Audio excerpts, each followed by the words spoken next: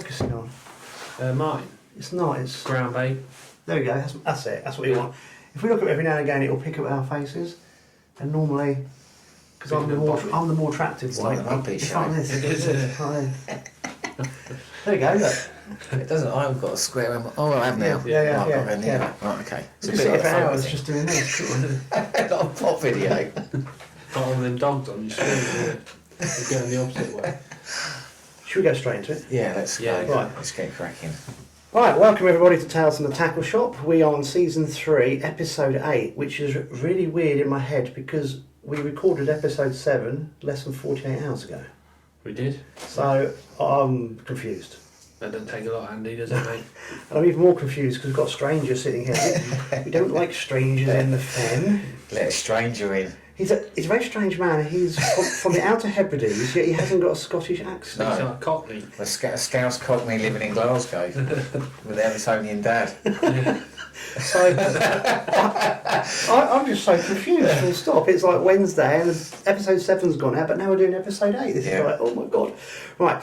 Joking apart, let's just introduce this fine young gentleman we have with us. This is Martin Greene from DAIWA. Cheers, Andy. Now, we were trying to work out beforehand what his job role is. And I said to Alex, you're going to have to introduce Martin because I don't know his job role. And Alex went, I don't know his job role either. And it actually works out that Martin doesn't know his job role either as well. So that's the first question. What do you actually do? So currently I'm commercial manager for DAIWA Sports UK. Been with the company 17 years nearly. I actually I've known Alex for a long time. Yeah. First started working with DAIWA 2005 as a sales rep.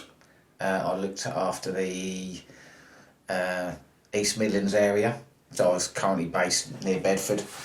Current to this area, isn't it? Yeah. So I know this area really well, not so much this particular area, but the Fens area. I used to fish that as a kid and in team matches and March, obviously where Alex grew up. And then I looked after Mill View Fish and Tackle in March, which is where you worked. Mm-hmm. So I started You off. started working there, were you? I was 16. Well, I was 14. I was a Saturday bait boy, and then went straight from school, and then obviously met you, and then I moved on to Westwood, and So I obviously met Alex there first, and then we sort of fished together a little bit, and then Alex obviously progressed into the England youth team, which I'd been involved in first. So we used to help Alex out with kit and stuff, especially fishing some strange venues abroad and whatever, where you might need some obscure bits of kit. And then we then sort of fished together quite a lot, didn't we, in team matches across would have been Winter League semi-finals. Yeah, that's right. Yeah, so but Winter League semi-finals from sort of 2007 onwards, because I was fishing with Starlets then. I remember the Pusey one. I used to hate the Kennet Haven Canal. I used to like It wasn't it. a canal. I was keen then. There's nothing like a canal.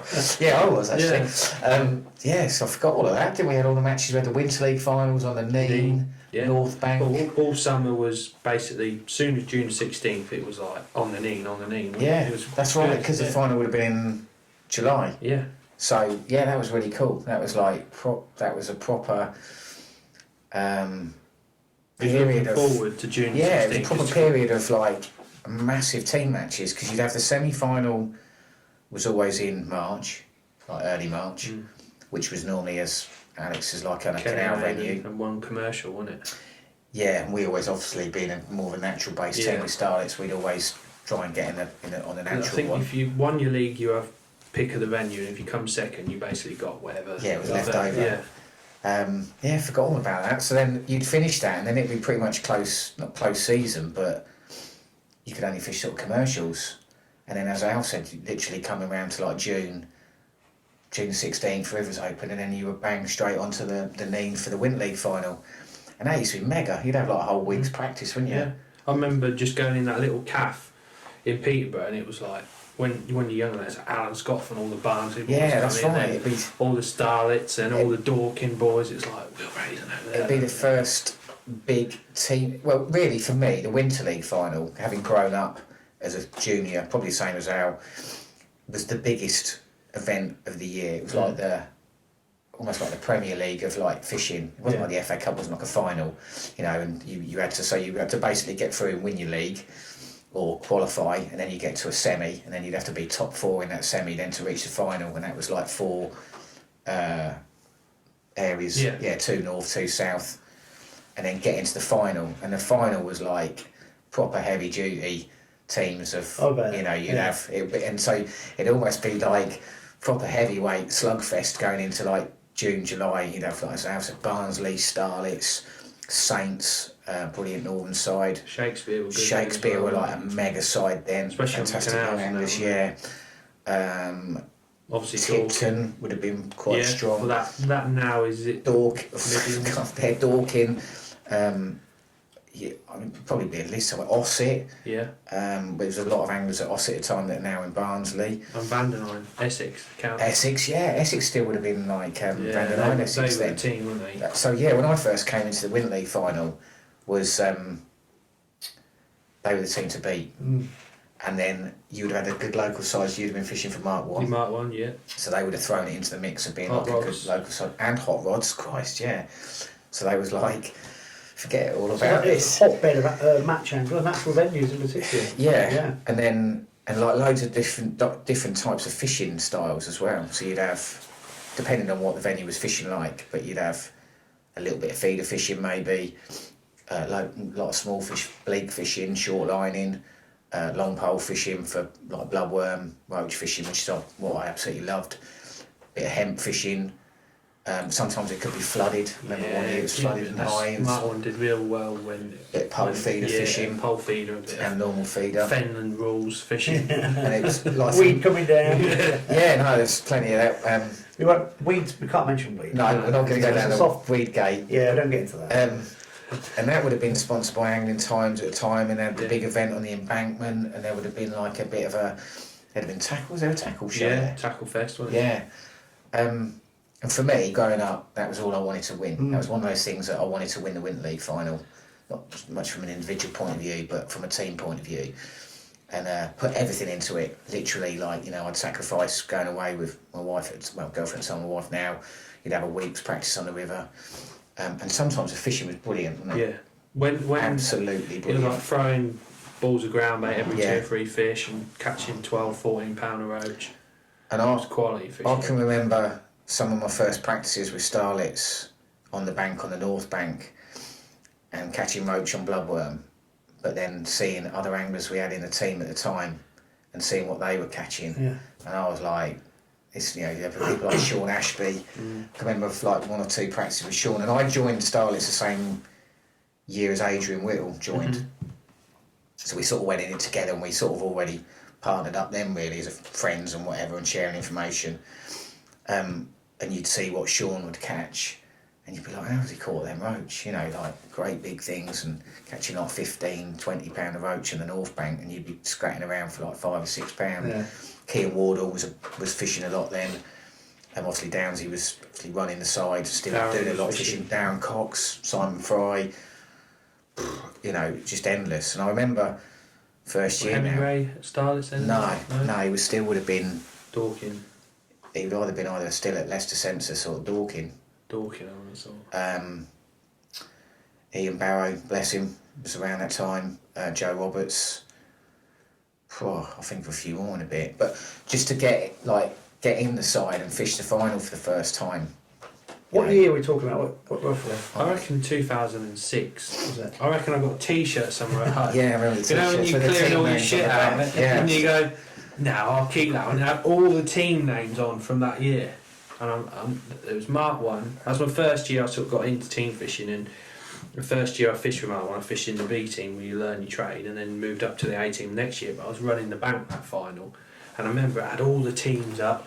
Yeah, the list we of were team names on the census back, did wasn't play it? Mark 1 then, and So you'd have been about 17.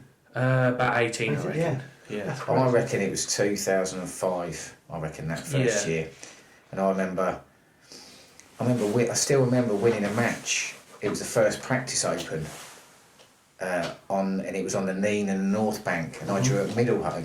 It's really odd actually. The main Nene, the River Nene, always really looked after me, and the North Bank. I always had a really good record. Since a kid, I used to fish the North Bank from a junior national and the old Super League, Sundridge Super League days.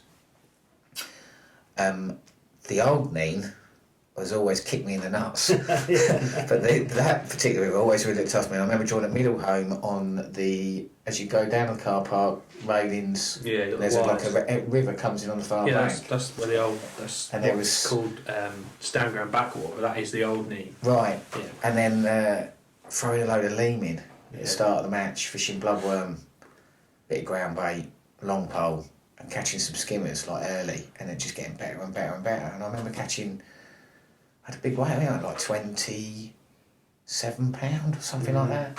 It's mega fishing, wasn't it? Winning the match. Like, I remember the North Bank didn't fish so well, and coming back to the pub, it's like, I won the match. And it was like, that would have been a big, it was probably 100 and, they were the 120, 150 pegs or something like that. And the fishing could be absolutely epic, it was just, and then like getting into the final, just the whole competition, and then winning the final for the first time as a team was just like, for me, was like awesome, like proper awesome. Getting on the stage, the whole it wasn't about the money or the great big check or whatever. It was just like won the Winter League final, and that was like. And all the steps you had to take to get just through to the final and everything. It wasn't just a one-off hit match. No. It was it was your whole year. I really missed them. They changed the. If I remember Ken Wade, he did an absolutely fantastic job, didn't he, running that. When you look back at that now and the size of it, if you look back at all the old reports and angling times, different divisions, the results, I mean, that must have been like an epic task as well to run his shop. He does it every time, right? That firing has been the quietest. It was going quite well up until then. It was, No, this is personal one. No one's got this one. It's got Something must be important. There's no friends on that. It's Gav Wright as well. It was, look. No. Yeah, you got that number, don't be silly. Yeah, those matches were dominant, and the anglers are still about. Do you know what I mean? But those matches, Trentman, they would have been. Yeah. I remember Saints one year being absolutely. I actually felt almost quite sorry for them. The final was split between the River, Middlehome, Railway World, which you knew far better than me. I didn't really know down that bottom end, and then the North Bank. And I remember Saints one year, they absolutely paralysed the North Bank. I think it was one end or the other. Yeah. They were like miles in front, and then they just had literally like 2 bad results, and we won it. That was the year we won it, and it was like, wow. I think we went on to win it. We won it I think we won it 3 times in the years I fished it, and the other couple of times. Which teams were you with when you won it? Always for Starlets. I fished for Starlets from like early 2000. I never left. Even when I moved to Scotland, I didn't officially leave. Do you need your passport now to join back in? Don't know. He just speaks and he's allowed back in. He's got to get Need back a on. COVID passport. So I was always loyal. I joined Starlets, I suppose, obviously looking at the fact that I worked for Daiwa and then Daiwa Dorking, and I had some great friends. Still got some great friends, fish for Daiwa Dorking, obviously with William Raisin and some of the young lads there. Probably would have maybe made sense that I did go to Dorking. But I've always been quite loyal. I don't know why I had a bit of an affiliation with Starlets, and my friends were there actually. That's the truth of it. My real close friends, people like Joe Roberts, who looked after me as a kid, taught me a lot of fishing. Adi, Scott Jeans was there, wasn't he? Scott. Yeah, well, we had a great thing then because we had a lot of youngsters came in. So we had like Scott Jeans, Danny Ashington, Vince.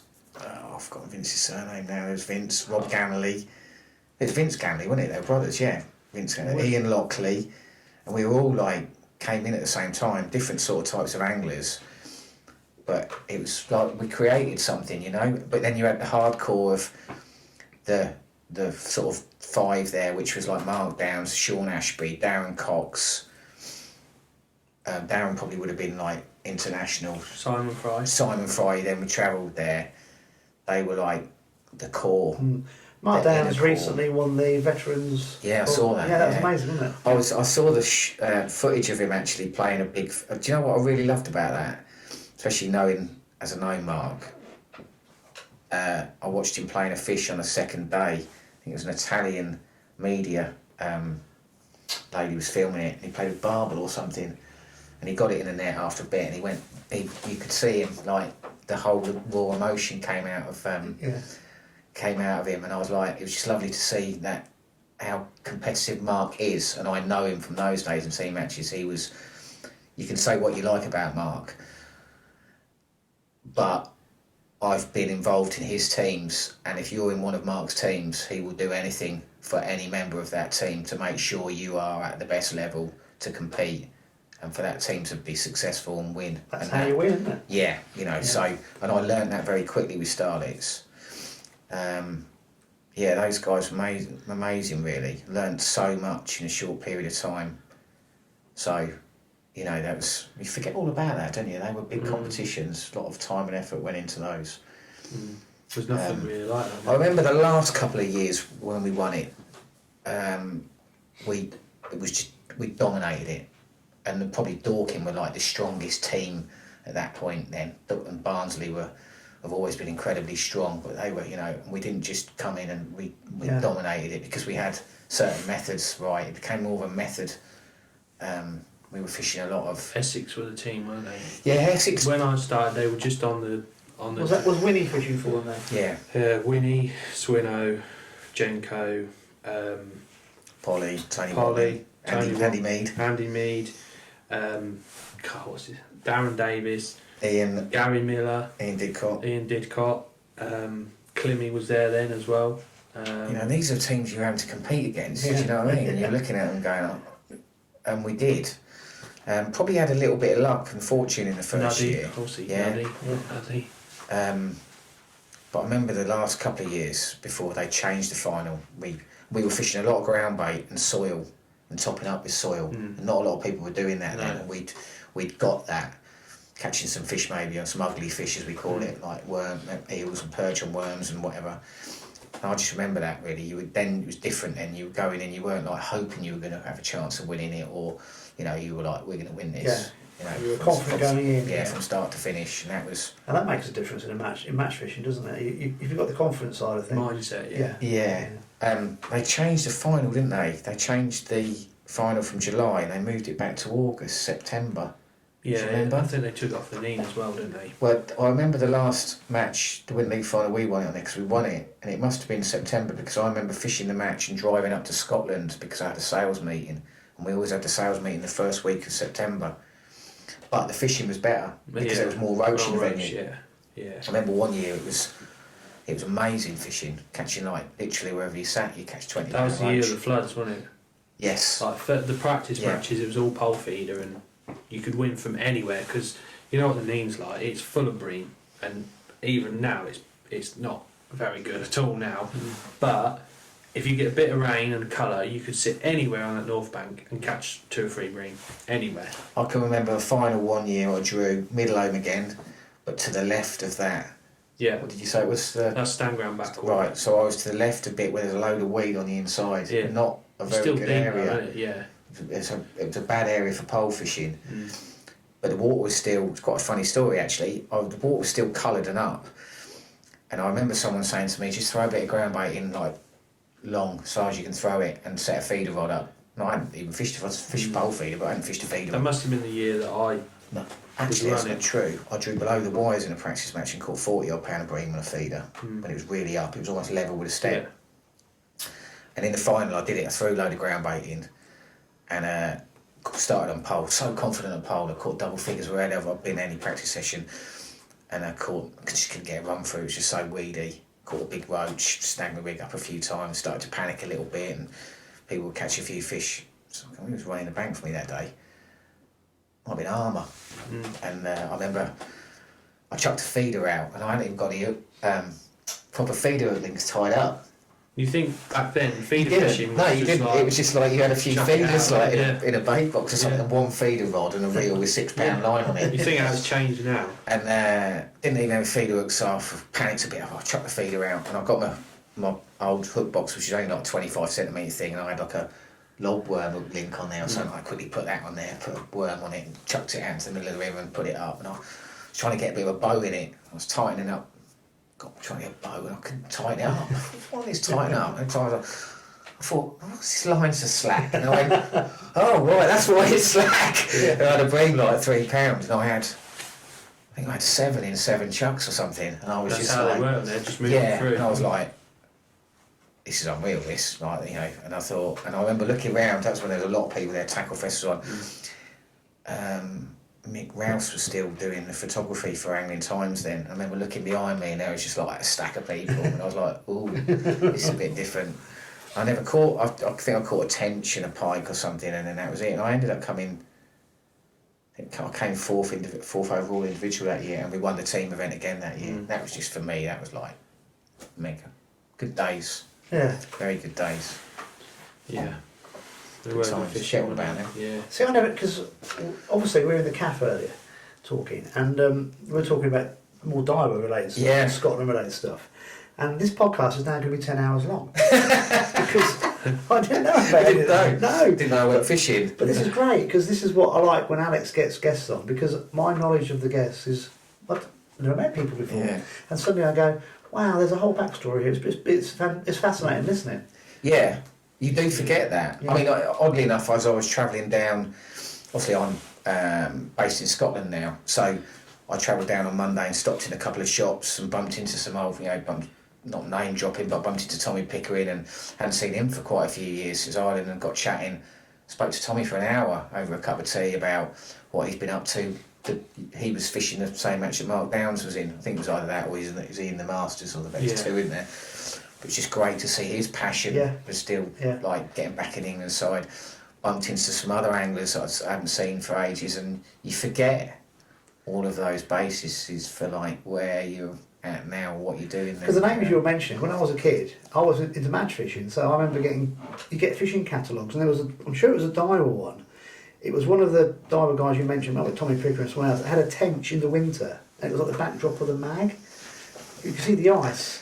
And as a kid, you're like, oh wow, and little things like that. As you were talking, these little images are in my head about, and all, because I'm a bit old now, so the poles I had were awful, like old Silstar things. You get to 9 metres and they'd be like, whoa. I mean, my first pole was an 8 metre, believe it or not, was a Daiwa 8 metre carbon mate pole, which I think was in the 85 catalogue and still in the marketing department in our offices. We obviously keep all our back catalogues. So you can imagine how weird it is for me that I can remember being like 9 then. When you get a spare minute, which you're never going to, what's happening, but there's definitely this tench. It's like you've got a stone bridge in the background, right? And it's like in the middle of winter. And this is if you can give me the year, and then we'll dig it out, and I'll send you a photo. As a kid, I was thinking, God, I'd love to catch a tench in the winter like that. Do you know what I mean? I know it's one of those things that stuck in my head. Summer fish, or tradition, yeah. I mean, there's loads of different things like that from coming from a youngster's like perspective, and from a Daiwa point of view, and then I look where I'm at now. And you're walking around the factory for like at one point during the day. Do you ever go, this is crazy? Yeah, proper. Yeah. Yes, without a doubt. Sometimes you take it for granted, or to be honest, you're too involved in the job and too engrossed in what you've particularly got to get done that day, or helping out another department or whatever. But then other days, yeah, totally. Before we get into the Daiwa role, would you say that you've probably got the perfect job for you and you love it? Or is it one of those things from the outside in it looks like perfect, but when you like Alex is owning a tackle shop, everyone will go, "Oh, that's amazing!" I'd love to have, but the amount of hours he has to put in is there's not enough hours in a day. Do you know what I mean? So, would you say from the outside in it probably looks like the perfect job, but actually when you're in it is bloody hard work, and sometimes you go, God. Good question. That's a bloody good question. Because you do, don't you? When you look at people's jobs, you go, I'd love to do that. That is. It's like anything though, isn't it? To get where you want, you've got to put the hours in. I honestly couldn't say I'd want to do anything else. Well, work in the trade. Yeah. Because I love it so much, I'm so passionate about it. I mean, when I was out on the road with Daiwa, that job for me was almost at the end of it. It was just like That's got a lifespan. I don't know. It's just weird, isn't it? Like it's almost like for me, it's almost like being a Liverpool fan and then end up playing for Liverpool. Yeah. Can you imagine how surreal that is? Yeah. You know, like actually that first That's time. what I'm thinking. You know, you're so involved with it now. Yeah. And your background is. You know, from literally being that kid, like looking through that catalogue of all those stuff you aspire to even seeing, let alone fishing with, and then like being involved in it from whatever. Do you know what, Andy? You don't have time. That's a really good question. On the way home, you're probably going to be thinking about this. No, it's a really good question, and that's I think things are so fast moving nowadays and so much going on in anyone's job, work or life or whatever else, profession, that you just don't get time to think about it. Yeah. You're almost dealing with something, and then you're on to the next.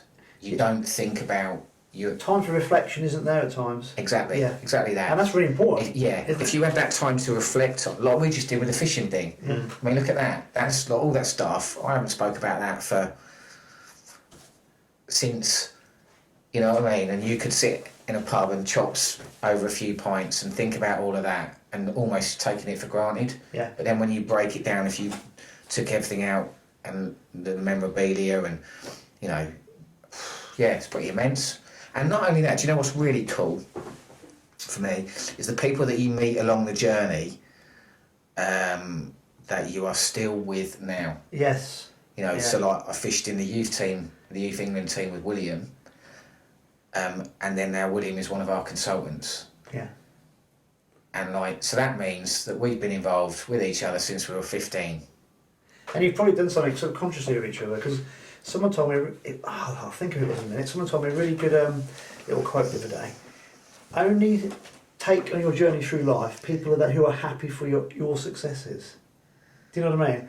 Because you've probably got people that you've not realised you've carried with you, or not carried, who've done the journey with you, and you've both actually shared in each other's success, and you've been happy for it. But not even thought about it at that time. About it, yeah.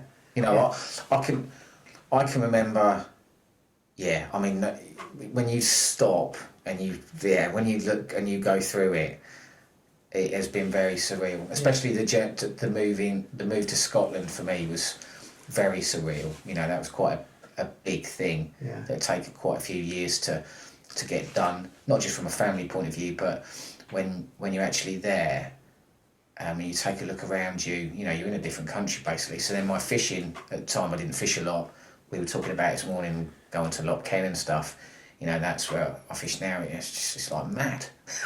It's like, you know, you've come up and experienced it. For me, like growing up as a kid and fishing the canals at Milton Keynes, London, Northampton, you know, being involved in that from like there, and then fishing out in the fens, and then all of a sudden you're sat So you wouldn't use a bit of bloodworm on a size 26 on Loch Ken? No. You know, you just... Well, look at your feeder box, for example. Yeah. Winter League final, and that's what you just said. That the feeder events now you've got time now, but that's another that's a really good question, and it leads on to like loads of other different things of different styles of fishing, different trends and brands that have appeared over the years. I would say I'm a very, very, very lucky, fortunate person. You've made your own journey though, haven't you? You have to, and that, Yeah, because you must have worked really hard at what you did previously in the trade to get noticed and promoted. So I just think at times, because the reason I ask these questions is obviously I was a teacher for 26 years. I never wanted to teach. I just kind of fell in it. And I always think, what else could I have done? So when I meet a lot of people, particularly when I do this with Alex, you meet lots of people from different backgrounds. So it's always interesting to sort of say, well, to try and just have a little chat about someone's journey for 5 minutes and how did they get to where they are now? I wasn't expecting that actually. I thought we were going to go straight into some boring stuff about work. No, it's just, I think at times, one of the great skills you can do in life is give yourself 5 minutes every day just to reflect on things, isn't it? Because you get caught up in the hurly-burly of what's going on, and when you're dealing with the public or customers, you're always on beck and call. You never get time for yourself. Do you know what I mean? And you've got to give time for yourself in order to sort of reevaluate the day and sometimes the week, the month, the year, and the whole journey. And it just comes to me. We've had such a lovely chat in the cafe. I mean, you've been here 3 days. We've been talking in there. Got in Monday morning. But we couldn't we? No, that is true. And I'm just thinking, you've got such a gold dust of information of things that you've done. I must admit, to be, Alex would probably agree, to be involved in this industry and work in it, fishing it. Obviously, don't fish as much now. The people you meet and in different areas. I mean, I have met some fascinating characters. It doesn't matter if it's like a guy at Loch Ken who I was chatting to on Sunday, or sat next door to. I don't know the bloke before. He didn't know. He didn't even know he said to me after film, actually, you work in a tackle shop then, because we were talking about kits. And no, we got chatting. But those are the things that you can't get. they are, gold dust, and you meet people like you say. I can remember going to my first visit to Hungary at the Zeged rowing course. I didn't really think anything about it. The only thing I ever had in my head, in fact I was chatting to Tommy about it on Monday, was You Bob don't Nudd. like name drop, by the way. Yeah. There's Bob Nudd winning gold in 85 or 89 in Hungary. Can't remember, 85 or 89, might have been before that. I think Kevin Ashurst was like runner-up, and I just remember seeing those snapshots that you see in the newspapers, Angling Times at the time. There's Nuddy winning a gold. All you ever his see was them with a net and then their bib with their number on. That's all you ever the see. tabard, the green tabard, and then some of the European teams you might notice some of the French anglers or Italian anglers like Fouget or Descay. Descay's the biggest one. More name dropping. Yeah. But no, but then you We're meet speaking these. to him on Monday. No, I haven't seen it. I'll see him on the way back. So you'll but then you meet these people, like you say, you meet them as you're growing up and then fishing, and then you fish against them, you fish with them. You might end up fishing in a team with them. Do you know what I mean? And before you know where you are, you know them socially. Go on holiday with them or staying with them on a festival, and you just really special. But yeah, going back to the Hungary thing, I remember turning up in Hungary. This was really, I think, for us as a company, it was set up by someone in the product development department. We were doing some work with Tamas Walter, that's well-known Hungarian international, world and European champion. They're now actually, his team, Waterland, is sponsored by DAIWA. They're involved in our ground bait development, bait development. Anyway, I'm going off track again. But yeah, first time I got to Hungary and I met these, that we were rowed up on the rowing course. For me, that was like, wow, this is amazing. Yeah. I got to fish with we had a team at the time. It was me, Will Rose and Steve Ringer. David McCauley and Darren Peel was working in product development time. It was a brilliant Northern Angler fish for Saints back in the day, fishing against these Hungarians, right? Who I didn't know. I didn't have a clue they were. Rocked up on practice day and 5 strange guys sort of staring at you and Tamas.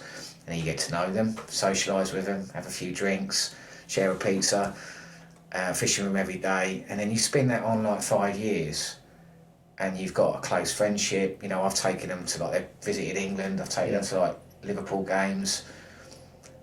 Talk socially. It's that's just. It is. You can't get. You know what I mean? Let's come back to that in a sec. I've got a couple of things. But when you say about images, I always remember, was it Dave Thomas who won the individual world championship on the Trent? That was on the Avon, on the Hampshire Avon, was it? Not the Hampshire Avon. It was the Warwickshire Avon. Was it when England hosted that? Yeah, I think back in that day it was the world champs was 2 days. They had a team match on the first day. That's right. And then the top X amount of individuals then went and fished the individual match on the second day. And he won on the stick float. That's right. It was flooded. On the centre pin. Probably. Yeah, but that's an image that I have in my head from being a kid. Yeah. Because he wasn't a well-known match angler as an England team, but locally he was one of the big He guys. was from Leeds, wasn't he? But they got him in because he was the man on this method, wasn't he? Yeah. And he just smashed everybody. Yeah. And these are things that are all. They logged in here. They're logged, but they're also forgotten because that at the time was what fishing was about. Yes. Like we were saying then about bloodworm fishing on the Nene, the North Bank, and this and the other. That doesn't happen anymore. It doesn't exist anymore. Isn't it crazy? A friend of mine, Guy Eldridge, who's now very heavily into pipe fly fishing, his role for his team, he's from Leicester, he was the bloodworm digger. Right. So had all these little secret spots, and he'd be the one going around collecting the bloodworm. Is he the one that knows Pete in the shop? Willsey? Yes. Yeah. Pete's Was mate, he central? He was heavily into his match fishing back in the 80s. I can't remember what was it. Central. Pete used to fish for In Central. the same team. Yeah. Central. Was that Pete Jays? Pete Wills. Oh, right. Yeah. But the guy that was his role. Very good angler, but obviously guys would come and help him, but he was the guy to get the bloodworm. And so he spent days every week out up to here in crap with his bladed whatever. And yeah. But going back to people you meet, this is everything. Because I'd go to America and Sweden, and do you not find this happen? So just before we come on doing this, I was checking my phone. I had a missed call from Sweden. So it was Lena, Anders' wife. Right, okay, we're talking about the lures, Yeah, she was just messaging me because they got some lures they were meant to send over, but they sent to Jimmy, who's their mate, who lives in Sweden, because I was going to, long story. And she was going, oh, we forgot these. So it's like, but you meet people from different countries, And then for me, and it might be the same for you, I realised I'm not as mad as I thought I was on fishing, because they're just as mad on fishing as well. That's another thing. Do you know what? That we talk about that, and then you see other people come through that you might meet, and you get their enthusiasm. Yes, yeah. And you might be going through at a time not fishing so much, or not a bit of a downer about it, but not being able to focus because of work or what you're having to do. And then like they get you. Or you're stuck on a method. Or you're or you're not doing very well for whatever they reason. Just go, what are you doing that for? And you go, well, they go, no, do it like that, and you go, and then all of a sudden you're like, after them, then tell me about this, tell me about that. I think that's why a new venue helps, because it's a new challenge. Definitely. Definitely. And I found that with like Loch Ken, just like that'd be the last one. Like the characters that you meet, you know, that have got decades and decades and decades of experience fishing these types of venues, and then you start catching a few fish, and you start picking up on a few things yourself that 3 years beforehand you're like, I ain't got a clue what I'm doing here. You just expand your knowledge, you open up your mind. But going back to people you meet, so I bet this has happened to you a lot, and you've probably got some stories. I'm probably going to trigger some memories of it. But because I went to Sweden and I met these different lure fishing firms, basically. Canal Gratis was the first one, big YouTube people, and they've got an amazing business now. But this is where I bumped into an American guy who's called Joe Peterson, who's really well known for making handmade musky lures. He works for CWC, and that's how I got my musky contacts in America.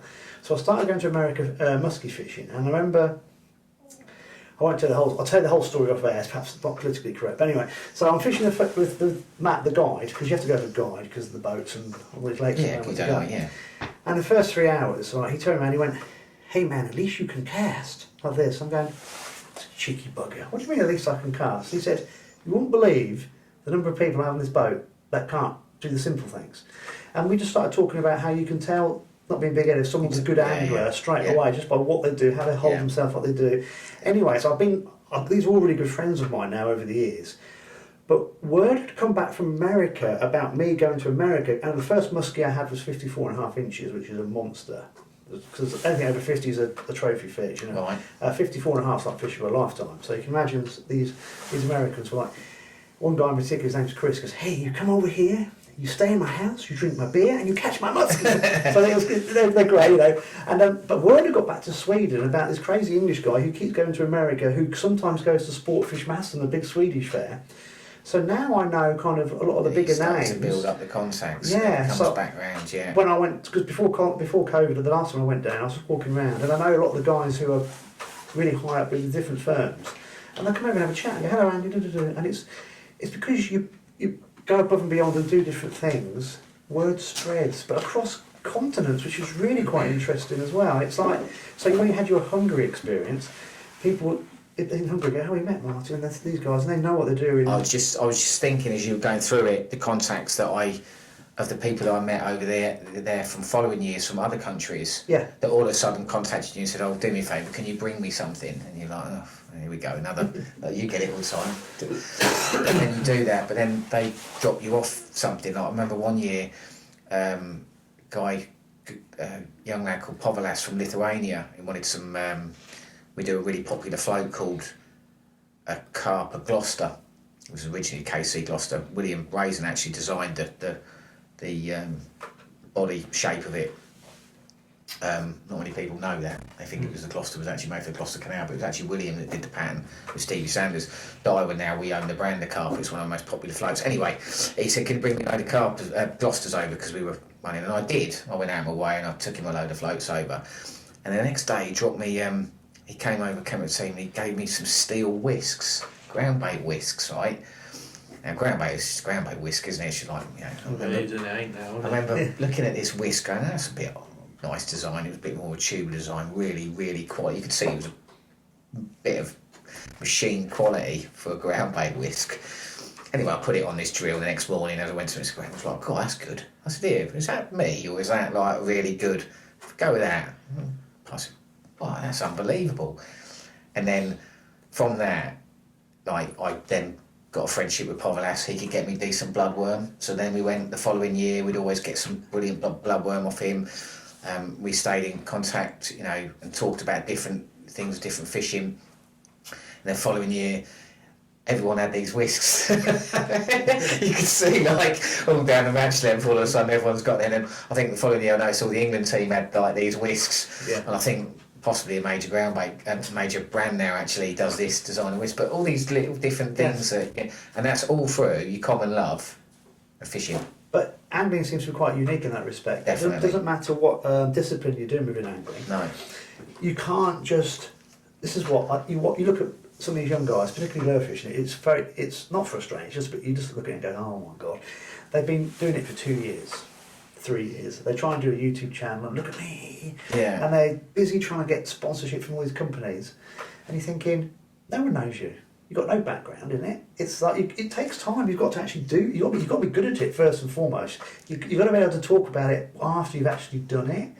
So your background's immense. So therefore you've got all that foundation in place on which you can build and build upon. As you say, your original question, you forget about all of that. Yeah. You really do. Perhaps you shouldn't do. Like you said, taking 5 minutes. Yeah. But you do forget. That's very quite deep that. Because I fished at Peterborough Juniors. I forget. We went to. It's on the canal up north. I think in a minute. Oh bloody hell! Leeds, Liverpool. No, it was Lancaster. Lancaster Canal. I didn't know anybody because I was well known in the junior section around here. I was beating the men. You know, I fished my first junior national on the Lancaster so Canal. I actually went the whole weekend with a bunch of men and kids I had never met before. Loved it. Yeah. Yeah, but when you think that's what fishing was all about, you would just go off places, and if you were half decent at it, names would be spread, and they just got in touch with Dad. Can you fish for us? Yeah. And I don't know if we had blood women. I didn't know what I was doing with it. I have a clue. But I was exactly the same. That might be the same national. I think we were fishing squats. Yeah, red squats. It was like. It's all red up north, isn't it? Yeah. But the guys And told Midlands. the guys running the team. Yeah. They just told you what to do, and you just did it, and it was interesting. Yeah, it is a unique. As I said, people that you meet along that journey, and and it's great for me. It's great to see the people that are in the trade. Like say our consultants that we've got on board now as a brand. Where our sort of consultants team out on the match side of things. You've got William, obviously, who's been like long-standing consultant. Adam Wakelin, Cameron Hughes, Adi Whittle, Tom Edwards. Come see him. Bubble. Yeah. What do you call him? Bubble. Yeah. And If you we did a podcast. you told the story about it. Yeah, and no one actually knew why we call him Bubble. So- And now it's even funnier. Now they know. I know now, yeah. Spirit level. Yeah. So, but then you look at that and you go, they're people that I've known since I was a kid. Yeah. But you Going can back to trust like I them was as well. 15, You trust 16 years each other. old. Well, I don't know. So you trust their knowledge. Oh. Yeah, because Without a doubt. you think of all the different things all of us have done in fishing. And the knowledge is amazing. We were talking about how we're still. Well, we're going to Rock Ken in a minute. Yeah. But we were talking about that, weren't we? How we're still learning about everything. But that's you never stop learning in anything. Our knowledge base is immense as it is. Yeah. We're still learning, and I think that's the secret to it all, isn't it? And it's so you've got all these guys who are your consultants. Their knowledge is huge, and they must be like pumping in information. And I bet they even say sometimes, "Oh God, I forgot about this." But do you remember when? I've had some of the most laughable moments of from a attention to detail point of view of how anglers like William at his level, like what they do, and they simplify everything. And I can remember one day going back to Hungary, so we used to fish this the Zeged rowing course, and at the time we were going, there was a lot of Carasio fishing, and Carasio feed there's not so many Carasio in venues in the UK actually at all. Only two. A lot in Europe, and they're a very unique type of fish. They look like a carp, like an F1, upturned mouth, really chunky, don't fight, very good, and they weigh a lot for Perfect. happy days. Yeah. So, and they feed, and they're very finicky. And we rocked up at this venue, and Will was like, right, this is what we're doing. This is how we're gonna. This is the basis of our method for this team match. And it was basically feeding a lot of bait in an area and then fishing past it. So you actually fished nowhere near the bait. You just fed a little tiny ball and lowered your rig on top of that. Bloodworm fishing. So it's lovely fishing, lovely technical. You had to be very, very accurate. Precise. Yeah. Accuracy was key. I love all of that. It's my sort of fishing, and I did really well there. And but Will's attention to detail was unreal. And what I love about that is he would fish for a few hours, but he's always now, what do you think? What do you think, guys? What do you think to this, or we've done that? What do you think? Or how do you think it's going? Or can we do this? Can we do that? Anyway, I've gone off piste again. But with this one venue, we were fishing. You don't throw your ground bait in, right? You cup it in, right? So you've got 10 minutes to cup in 3 or 4 litres of ground bait, of heavy, really coarse ground bait, a load of bait in it, which is like pretty physical. And I remember commenting about 3 days, and we always used to laugh about it, like, here we go. And about 6 minutes in after, we were coupling in like 20, 25 balls. Get to about ball 15 and your arms like ready to hang off. It's like the burn of like lactic acid building up. And you're like, you're looking at your ball going, I've only got 8 to go, And I remember about 3 or 4 days, I've been there a couple of years, I said, it's all right for you lot. And they were like, what's that? I said, you're all bigger than me physically, you've got bigger hands, so you cut bigger balls in. And we went, what do you mean? I said, well, how many balls? I said, how much are you feeding there? And he went, 5 litres. Yeah. And I went, and it was in a square bait, one of them Sensus green ones with handles on it. I said, how do you know that's 5 litres in there? I said, is there measurements on there? And he went, no, I'll just use my litre scoop. 5 times. Yeah. I thought, that's a bit simple, isn't it? I don't know why I haven't thought about that. And then I said about the balls, he's all right, your 19 balls is 25 of mine, or 26. I've got a cup out. And he went, I'll make it with my cup. Yeah. I went, you what? He said, I'll just get my cup, like a ground bait cup, and I'll scoop it in the thing, cap it off, tip it out, and that's my ball. Yeah. And I know that 19 of them is 4 or 5 litres of ground bait in there. Yeah. And I thought, what did I think of that? That's so simple, of just doing it from a measuring exercise and knowing exactly, and attention to detail is part. It really made me laugh, so I started doing it from then, which is great, because I cupped in everything quicker. And the first day of the competition, which was like the next day or 2 days later, I was making up, 10 minutes ago for pre-baiting, I was making up my balls, the usual bit of a rush and whatever, and I was doing it with my cup, and I looked up at the guy who was in the box next door to me, and he was doing it with a hand. Anyway, I carried on doing it, and I looked round, and he'd obviously clocked what I was doing, and he was making them up with his cup. And I thought, he's obviously clocked that, seen me doing it, and gone, that's a good idea, why am I doing that? But all these little things that you just take and pass on are unique. I've fished with some of the greatest anglers ever, and some of the bits of knowledge that you learn off. And it is keeping it simple, because fishing is simple. Just got to keep it simple. Yeah. Because you do get overcomplicated. Yeah. We had Tom Scully on. Was it last year? Year before? The best anglers always make things simple. Well, I said to him, their nuts off. Who's the angler that he thinks is the best angler that he's filmed?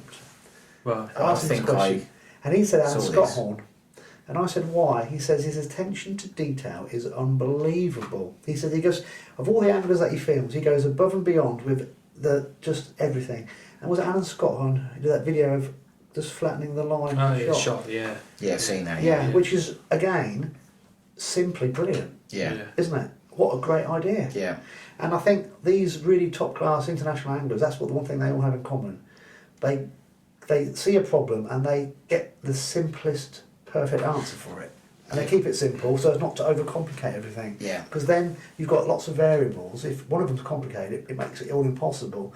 But if you keep everything simple and you've got 10 variables in the match, you can achieve, can't you? I've, as I said, been fortunate enough to fish, and I've seen the same. Even myself, making rigs up the last couple of years, I've been using pliers on my shot now, which I never would have done or anything else, and you just do it. Why didn't I do that years ago? So much easier. I do my rigs quicker, they're neater, and they last longer. They're just,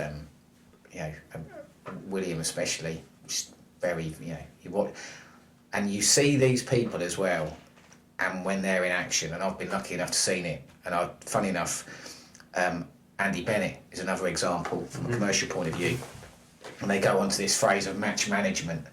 They might be in a good area or draw in a good area or whatever, but they know so much about the style of fishing that they're doing, and the way the fish are feeding and reacting at certain times of the day, certain conditions, light conditions, high pressure, low pressure. Yeah. their match management is like, and they are fishing a lot. They are way ahead of anybody They're else. in touch with They are things that are happening throughout the day. Exactly. Yeah. It must be like a golfer. Yeah. It must be like a golfer picking up, standing on a downslope, yeah, crosswind. you know, looking at a par 5, knowing he's got to hit 270 to lay up with an iron. I don't know a lot about golf. Sounds like I know a lot about golf. I don't, but doing that. Sounds complicated. And knowing that the day before he looked up and the trees were in a certain way from a wind point of view, he can check his, and then he'll go, right, I need the same club, but I'm going to just take a little bit off it, 10% less, and aim it slightly to the right of that mark I did yesterday, and playing that shot. And when you stand there or you're watching it on TV, you go, how does he do that? Yeah. But they are, so going back to the Bennett thing, I was Fishermania, not this year, last year. I was bank running for Luke Sears. He was actually leading the final. Then Bennett caught some fish. There was all bowl and pellet fishing at what's the venue? Not Hayfield. And I was fortunate enough. There was no crowds that year, and I was literally the only two people I was watching was obviously Luke. When you had to wear them waterproofs. We had the full lot on. We had the PPE, PPE face masks, and I've got some photos. Did you wrap yourself in a condom and not one of You look like that's what they look like. Full of face mask. Yeah, I think someone there got stitched up. This guy with a load of PPE face masks, and they had to be used for something before they paid the invoice. That was a bit odd. That was a bit actually. That was really odd. Yeah. Sat there on the bank, no one near you, fishing. Well, not fishing. Outside, watching a fishing match with a face mask on. Anyway, Luke had a tea had landed. Tom Edwards was there. He was brilliant. It was quite funny that day because I didn't realise that there was a perspex thing on it. You couldn't see very well. I didn't realise you actually had to take that off. Anyway, Luke had a brilliant start, and I remember saying to Luke, there was some fish there anyway. It's all about match management now. You can win this match. You're winning the match anyway. You've done everything right. It's all about match management. And then something happened that day. Either air pressure or wind got up, and the fish did move. It was just a bit of bad luck. Then I had an issue with the drone coming down as well. But anyway, cut long story short, the fish moved and went straight in front of Andy, and he was just unerring. I just sat there and watched him, and he just was. Was it metronomic? It was just like, just a complete and utter. You could see he was just a different level. No disrespect to anybody else around that lake, but you could see he was just in tune. Yeah. There was no hesitancy, thinking or whatever. He'd got his window of opportunity, and that was it. He was like, and I've seen William like that as well. I've seen William like that as Zeghead when he's got some fish feeding in his peg, big fish as well, and he's just been like, you look at it and think, that's, no matter how much practice, that's when it comes down to that experience, know-how, physicality as well, like strength and confidence, and also your kit. Yeah. Knowing your kit, knowing what your kit can do. You see that in some people, you think, that's pretty cool, that's pretty special. There's so much. The average angler knows bits that they've watched on YouTube and stuff they've tied up and prepped, but there's so much else. It's just like you've got to practice on these venues, on different weather conditions, different pegs, different lakes, different. So I'm thinking of predator fishing. There's so much involved with that because whether you believe the moon phase or not, that has a part to play. Yeah. What the weather's going to do, not what is necessarily done, but when there's a storm front coming, it triggers, and all these triggers, and you don't know them all, but you get to know, you get to spot certain triggers. You think, I've got to be out. I've got to make an effort to get out the next 3 or 4 days because so and so is happening. But match fishing, there'll be similar triggers that these guys know are happening throughout the day. Yeah. So they're tuned in to different triggers that the average angler has no idea about. And that's one of the differences. I've learned so much now about this, like fishing in these big wild venues, like big locks. Done a little bit in Ireland, but obviously with Ken and fishing in Lomond as well. And Alex, you've come up the last few years, haven't you? Yeah, but absolutely smashed to pieces. And gone away. Still like that now. And like I've had some success, and I've got my confidence up in certain areas, but it's all to do with depths. Yes. And when I finally managed to get my head around that and speak to people, it's just so simple. Yeah. And I'm like, it's just so simple. It's depth. Yeah. You know, it's just you've got to find. Yeah, there are better areas than others, but you need to find the depth to fish and catch those fish. You know, we're all trying to catch the same fish, with it being skimmers and an odd bream, but they're in a certain depth at a certain time of the year. Now, they might. Or even on certain days. Exactly. Yeah. I was just going to say, conditions might then change that. You know, the lot might be rising, dropping. As you said, like earlier, big toes on it when we were talking about pike fishing and stuff. The way pike move, you might have pike issues, which does happen. But fundamentally, it's key. And I've listened to some people now, and I've got my own thoughts on it, and I'm very accurate in how I measure my depth. I measure it with a stopwatch, and I'll mark it up at certain points. I might set 2 or 3 rods up at certain depths. Because they'll move in the day. That's right. Bright sunny conditions might push them out a little bit. And as we were saying, those fish, they're not on natural. They're not on the bottom. No. That's the other thing. Yeah. You know, and you can pick little signs up when they have come off the bottom. Just for me, that style of fishing just proper it's proper. Well, I've just realised that we might have to do a spot with this podcast because I know it's now Thursday. My hair's great. Because there's we haven't even touched on DAIWA'S. No, we haven't. And so what we'll do, we'll just keep chuntering, and if we have to split it in 2 and do it separate weeks, that's what we'll do. Because I'm sure people listening to this are going to go, "Oh my god!" Because I'm sitting there going, "Wow!" Right, back to normal. So we are here. That was the first part of the Martin Green. I'm not going to say interview. What did he call it? He called it chapter, which I quite like. Yeah. Alex had Martin Green at the tackle shop last Wednesday. This is where I get very confused. So we recorded Martin, and the main reason we were recording Martin was to explain to everybody about the delays and the problems that manufacturers have had over the last couple of years with COVID.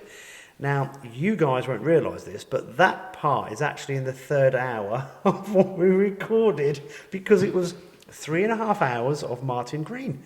And he is a brilliant guy, isn't he? I'm not just saying this because we got him on, but I didn't know who he was before he came down. And then we started talking about fishing generally, and then we just went into his match fishing and how you knew each other, and that was the first hour. I know. When we finished, when you said that's 3 hours long, I was like, yeah, whatever. It was. I looked at my phone and I thought, oh, God. 3.5 hours we spent in the lodge recording. It was incredible. So what we've decided to do, we've got 3 chunks with Martin. So you've just seen the first hour, and we're going to tag the match results onto the end.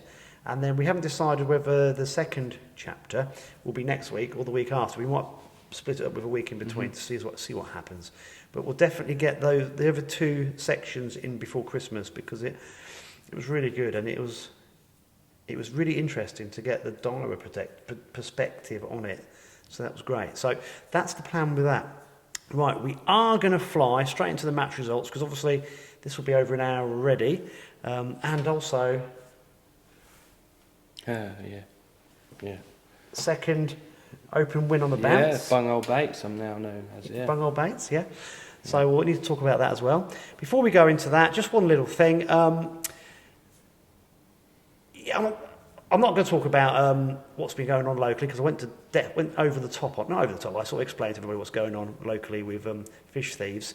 Our fish stocks they need looking after, and a bit frustrated with an angling club this week that reiterated its pike fishing rules, because it quite clearly stated it on its social media posts, and rightly so, that the pike are very delicate and need looking after. This is what I would ask our local angling clubs to do. Can you please consider banning summer pike fishing on our shallow, weedy drains, particularly using baits, dead baits, live baits? It's been scientifically proven that when the water temperature gets above 21 degrees, pike die, particularly if they've inhaled baits. Now, summer dead bait and live bait fishing has never historically been practiced. It's only recently kind of crept into our area because people want to go pike fishing in the summer. And I'm not being rude, but these people that go pike fishing with baits in the summer aren't pike anglers. They don't know how to unhook the pike safely. Any pike you catch in the summer is going to be really, really full of energy, full of beans. It's going to fly all over the place. They're not in great condition. They get in better condition as the water temperature drops. And they are a real handful to unhook on the bank. They also swallow the bait incredibly quickly. So you're looking at deep hook pike that has expended all its energy in the fight. So the inexperienced pike angler that's practicing this doesn't know how to unhook them. So as you can see, untold problems. So local angling clubs, please don't just think, oh, that's another 10 books we've sold to summer pike anglers. It's not about the money, it's about preserving pike stocks.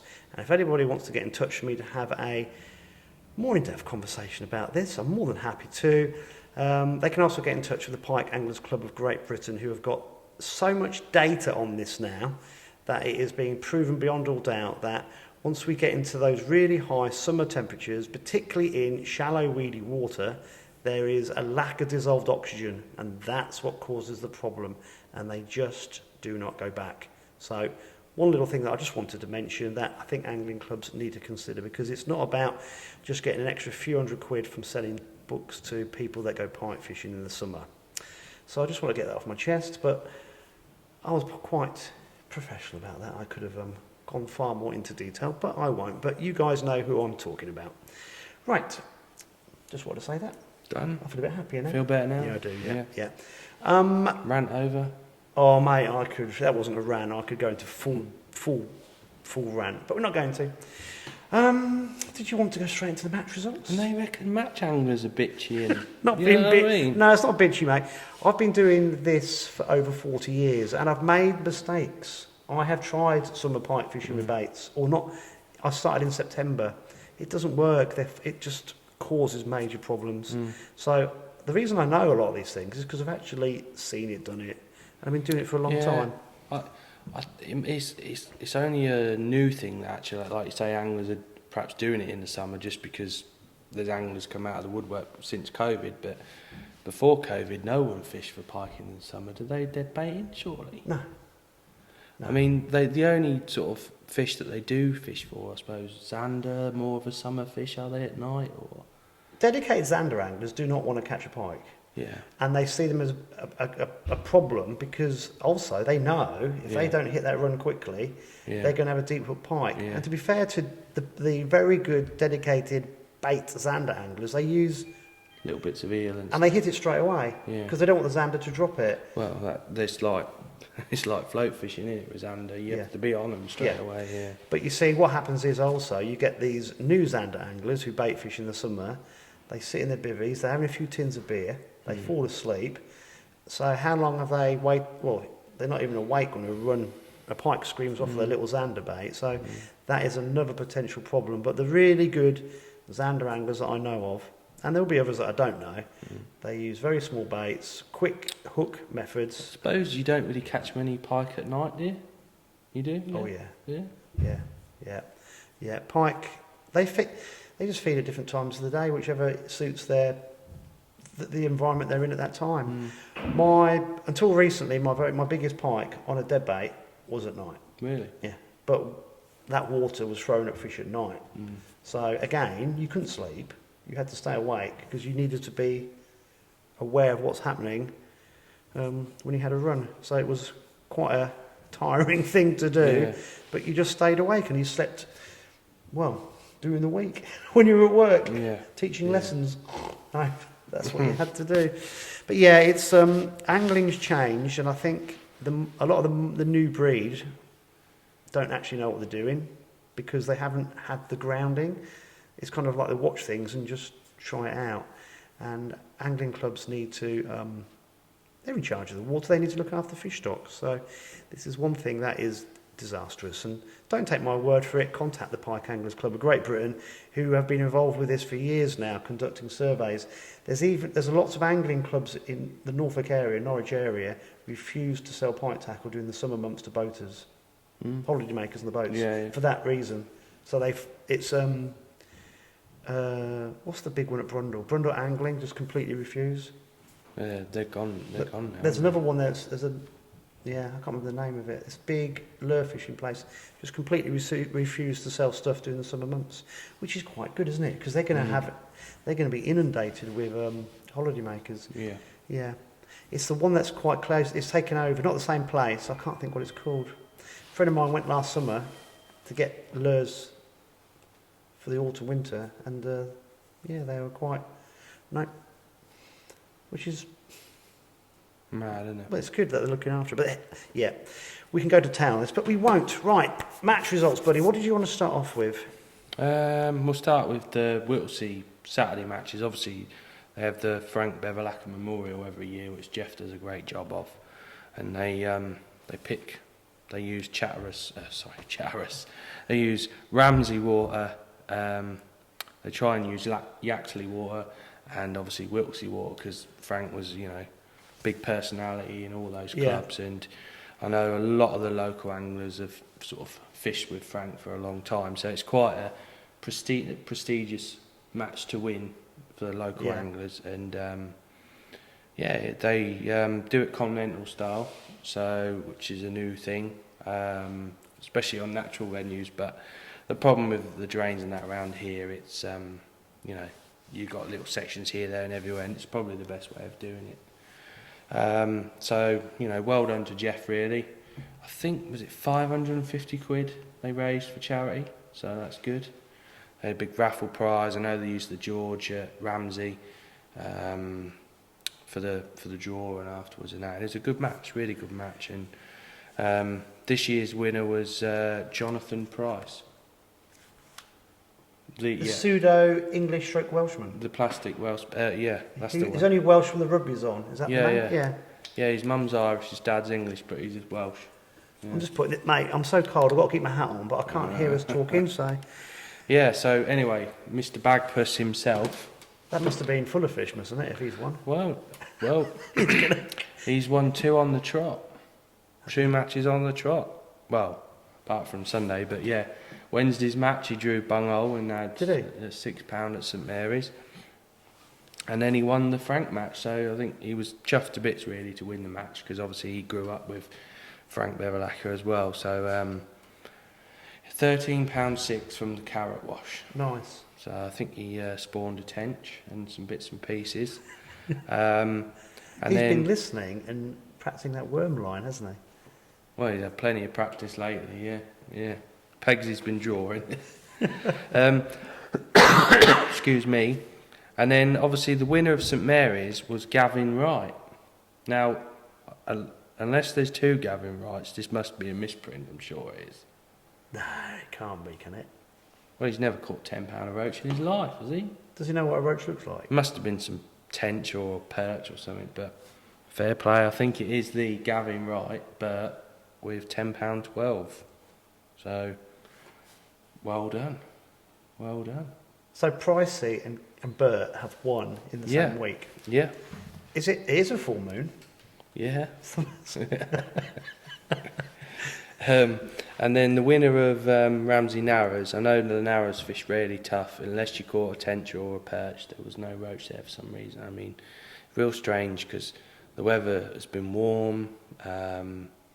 You'd think there'd be loads of fish at the Narrows, but Paul Wright's won it. He's had a tench and 3 or 4 perch for £9.10. Paul Wright. Was it not? Have they not got?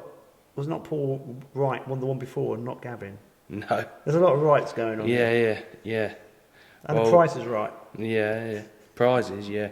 So Paul Wright had £9.10. I think he had a perch nearly £3. Did he really? In that, yeah. Whew.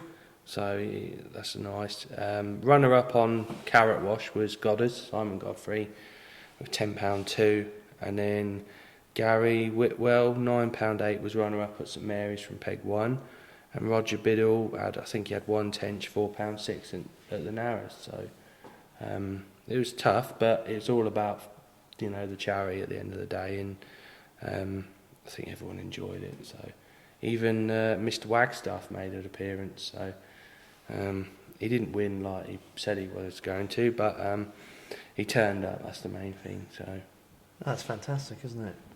Yeah. While you were talking to me, I wasn't being rude. I was just checking Hull Beach because we were Yeah. What we've been doing is scrambling around trying to find the match results. And Boston and District, I'm going to, in a minute, I've got 3 different people messages to look at, which is like scrambling my brain. But while you're reading that, Holbeach and District, I think they stopped now. Right. So that's what I just wanted to say, because we were trying to find out whether, I got confused with the post, whether they had another £19 win it, but I think it was the match before. So I'm just checking with I think Holbeach and District have actually finished their matches now. And Chris Newton and Roger Smith have been organising those matches, so it's absolutely fantastic. So, and a guy called Ian Throw who's doing the social media side. So that's been really good that they've been running those as well. Because I'm trying to ad lib here, I'll try and find my 300 different messages from Boston and District. Right, do you want me to do the Ramsey matches? Yeah, obviously we mentioned that Pricey won midweek at St Mary's. Yeah. Before you do that, mate, can I just read the one out about, because we've got midweek Wednesdays and Sunday matches, haven't we? Yeah. And I just want to find the Wednesday match, and I can go on to the Sunday ones, because I'm getting old, mate, and I can't really work out what's going on, because I'm sure... No. This is going to take me a minute. You go. Yeah, that's what I thought. Yeah. Right. So Wednesday's match, St Mary's, good attendance. I think a few were trying to get a sneaky midweek practice for the Franks match. So this is Wednesday before, isn't it? Yeah. So the weather's been on the change for the good, hopefully. You know, we've been screaming out for some cold weather. Need some rain, though, and a bit of wind to get rid of these leaves, but they are. So, yeah, Pricey won it from Peg 1 with, what did he have? £6.14, so low weights for St Mary's. Runner-up was Dave Steele's £4 odd, and third was Brian Ogden with £4 so low weights on Wednesday. And then Sunday, obviously, they fished it the day after Frank's match. Match winner was Malcolm Plant, £11.10 from the middle. So it's encouraging to see the fish spread out a little bit. Runner-up was Paul Kilby, next peg. And third was Ivan Steels, £8. He's on 3. form. Yeah, old Benjamin. Did you make that up last week? Or? No, you did. I'm sure it was you that said Benjamin. Or was it me? That was you. Oh, was it? Yeah. He come in the shop and he said, "Oh, you've made my son real happy." Because now he's got a nickname. Yeah. Benjamin. Brilliant. Yeah. Hopefully those fish are moving down. Yeah. I'm trying to think what the weather was like last week. It was quite windy, wasn't it? Was it? Wednesday. I can't remember. No, it wasn't. It was just dull Wednesday. Dull, wasn't it? dull. I think, Friday was dull. So. Right, I've got my brain in gear. Right, because I've got all these different messages. Now, I've got in front of me last Wednesday's results on the River Steeping. Would that be November the 17th? Yeah. That would be from, again, Boston and District. So this is the old school area. So on peg, first was Mick Stamp on peg 10 with £8.9. Second on peg 14 was Ian Brodie on £7.4. Third on peg 18 was Dave Dean with £6.14.5. So the Scalesman did well to get the half on that one. Fourth on peg 24 was Beanie Sawyer with £6.10. Yeah. Fifth on peg 12 was Mark Cook with £6 half an ounce. Yeah. So that's Scalesman is really on accurate the ball. on it. Yeah. Six was peg 16, Alex Rawlings with £5.12. So Stampy's back natural fishing, is he? So you know a few of these guys, don't you? Yeah, I know all of them pretty much. Yeah. Yeah. So that was last Wednesday. Now this is where I have to bear with me. So I then got no, that's not him. Get loads of people messaging me, and then a chap called Derek Skinner messaged me because he wanted me to just add something onto the information I read out for the River Steeping Winter Series. I read out all the dates last week, and I'm just going to read out. I'm not going to read that out again because there was a lot to it, but there was an add-on to this. So we had all the dates and the number to phone in last week's podcast, and there are some rules. So the draw will take place in Wainfleet Market at 9 a.m. prompt, and the fishing is from 10:15 to 3:15. It's on a section of the river steeping, and it'll be decided by the match organiser depending on the weather conditions. Now this is important, I think. In certain circumstances, i.e. when there's pleasure anglers on our peg, we may need to run a split match in this case, and then it's talking about pools and so on, because I think it's free fishing, Right. some of this. So if you get a pleasure angler in your peg, you're going to have to, I think they're going to have to redraw. There's something further down. There's loads of this. I'm going to post some of this on the podcast so people can read it. Here we go. As we can't book our pegs on the river as it's free fishing, there's a chance that there could be a pleasure angler on your peg when you get to it. If this is the case, you cannot ask him to move. Inform the match organiser and he will move you to the first empty peg available. On the match length, this will be upstream and at Dovecot, and will be downstream Teddy Fisher Baits. Oh, full stop. Teddy Fisher Baits will be kindly donating prizes, blah, blah, blah. And there's other information which I'll post. So Derek sent me a very comprehensive message, so that needs reading by the guys who are going to be taking part in that. And I've got one more thing to read out, and I think it's from a different... can you do a dance while I just find this for me? Yeah. Chris Hodgson sent me, and this is the results. Right, so here I've got in front of me the results from the final round of the autumn Boston and District League on Bargate Drain. Bargate. So this would have been, he sent me this on the 21st, so this would have been, help me Alex, yesterday? The last round was yesterday. Yeah. I've lost my marbles. So this is the results of yesterday's match. First was Barry Wigington, £3.12. Yeah. Second was Chris Hodson himself with £3.10. And third was Danny West with £3.8. So that was incredibly close. And the overall results for the Autumn League are first placed was Danny West of MK Quattro, 7 points. Second place was Don Green with 11 points. And third place was Michael Bond, MK Quattro, 13 points. So that's wrapped up the Boston District Autumn League. Guys from Boston District, it's so much easier if one person sends me everything. It's like, we will read everything out, but just streamline it a little bit, please, because that didn't half confuse me. But we got there in the end. Right. Have we missed anybody off? Have Tig Goat had any matches? No. Done Ramsey, done Whittlesea, Boston and Wainfleet and yet. We didn't go in geographical order this week, did we? We kind of just went for it, yeah. Can't think of any more. We haven't had any results anyway. There's no whole beach, so yeah. They had a match yesterday. Who? Tig Goat. Did they? Yeah. Oh. But I haven't seen the results yet. That was yesterday, wasn't it?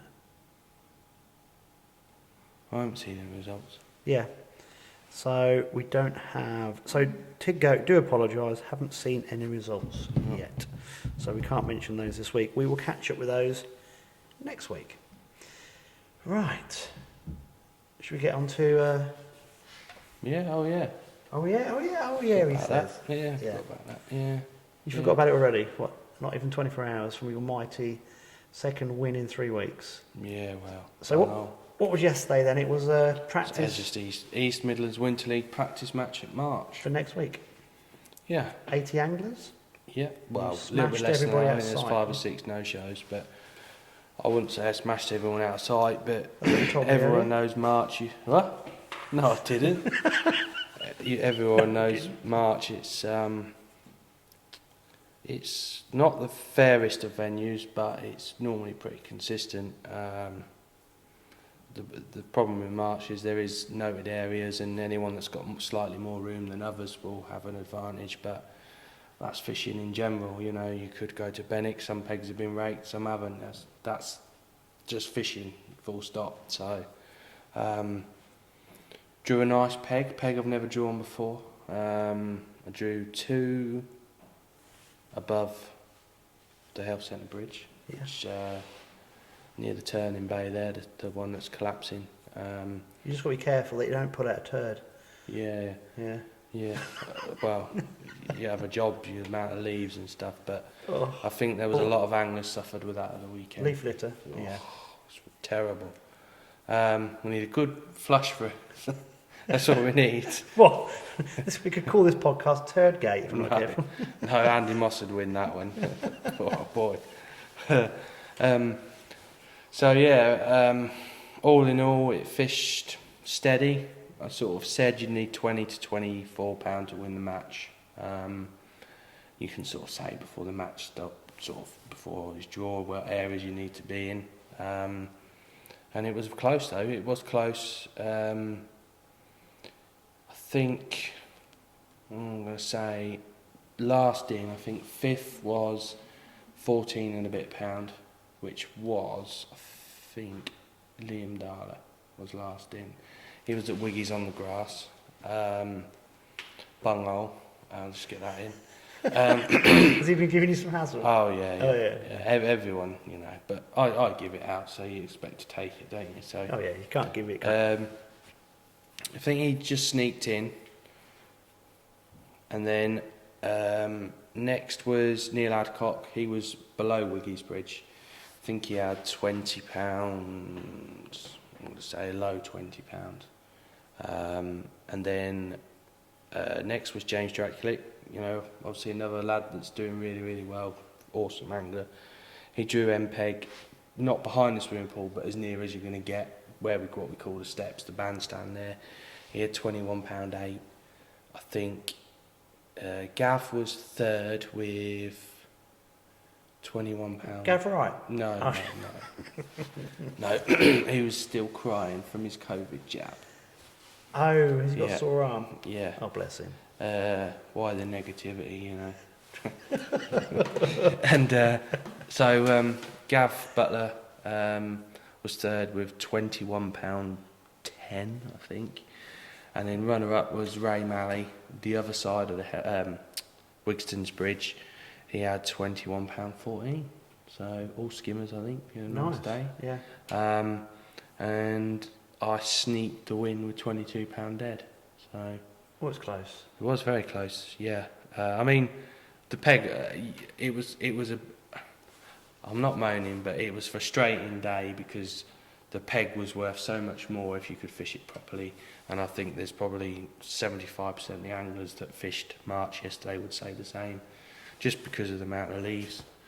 And just. I went down there last week, did a little perch video. I didn't catch any perch. I caught 2 little jacks. Couldn't cast in half the length. No. Not half the length, but part. I reckon half my fishing was curtailed because I couldn't get a little jig through the leaf litter. And like braid, it was just like I was getting snagged every time I tried to put in.